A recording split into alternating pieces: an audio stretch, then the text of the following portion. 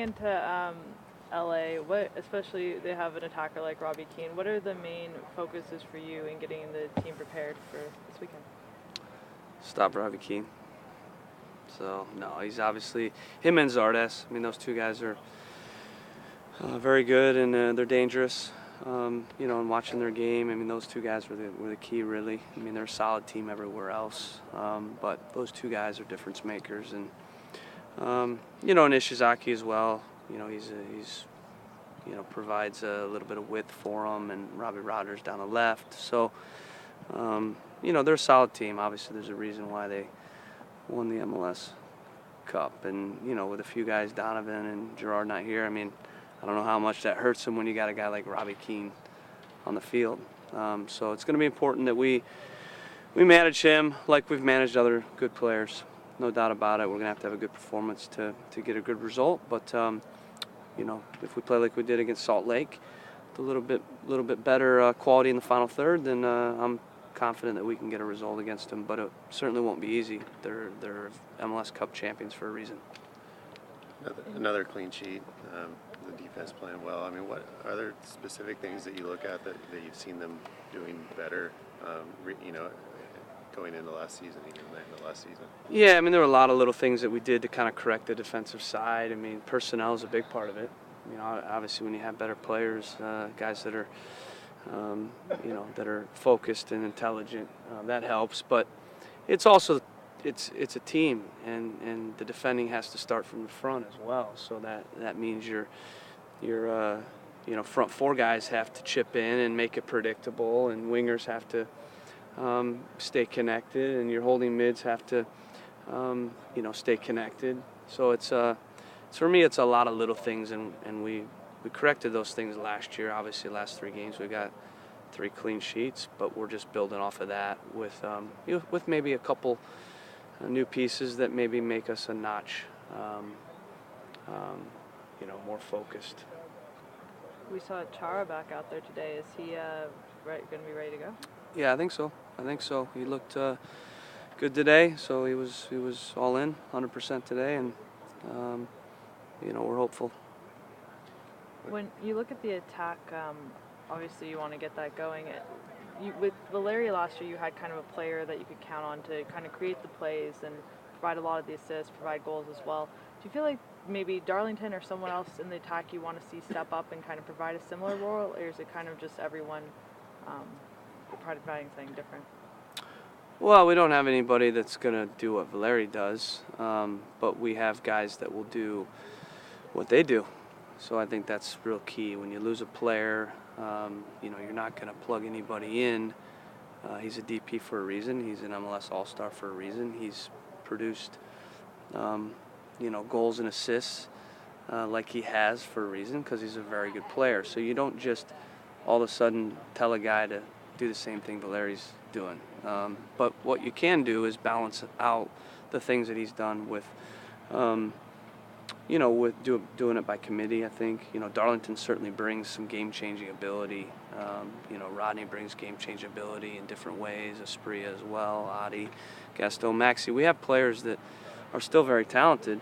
I don't think we'll have a guy that kind of carries the playmaking, like a Valeri. But I still think, like you saw last game, we still had, I think it was, based on Opta, 20 positive actions in the box, which is a lot of positive actions over the course of a 90-minute game. So we were able to create plenty of chances, enough to score without Valeri in. So we'll continue to work on it in training. We'll continue to, based on our plan and our organization, put the players in positions to score goals, and then it comes down to making plays. When you move kind of Nagbe to the center as opposed to the wing, do you see anything different out of him, or what do you like about him in that spot? Well, he's a very good player. I mean, you saw it. I mean, he had a couple sequences that, you don't see out of many guys in this league. His ability to get the ball and drive and get out of pressure and eliminate defenders. And, he didn't score, but he certainly was a threat. And, he proposes, I think, from the center, problems for the opponent to pick him up, because he can float left, right, he can run off Adi. So he's a creative player, and he's a guy that you have to worry about for 90 minutes. And he can play on that right, he can play on the left, he can play in the center. So we'll move him around based on what we want to get out of the game and who else we have in there and how we're kind of putting the team together in terms of formation and our defensive and attacking game plan. But we felt in that game that would be a good place to play him, knowing that Salt Lake was playing basically with one holding mid. And Salt Lake did a pretty good job of managing him overall, but again, I thought we had, for me, 5 or 6 clear goals. If we just had the ball in the goal or passed the ball in the goal. So ultimately, I'm pleased with that because we created chances, and I know that those will be goals, in the future. Was part of the thought process of moving Nagby to that center role the desire to get Espria in on the right wing, and what do you think of his performance there? Yeah, I mean, that's always a little bit of, you don't just pick your best 11 players. You have to factor the opponent in, you have to factor in current form, you have to factor in, a lot of different things. It's not as easy as just saying, okay, these guys are your best 11 players and we'll put them out on the field and go play. You have to figure out, what are you trying to get out of the game, and you have to look at your players as pieces to a puzzle, and every piece brings something a little bit, kind of different in terms of dimension and their strengths. And then also as you put the pieces together collectively, you'll start to see a synergy of how they play together. And ultimately we felt like that it was a game where we wanted to get width, and you saw that in the crosses that we got on the game. You saw that, in terms of the chances that we created. The plan was to play a little bit more direct, knowing that they would press against our 2 holding mids, knowing we had a couple holding mids in that haven't been in there together.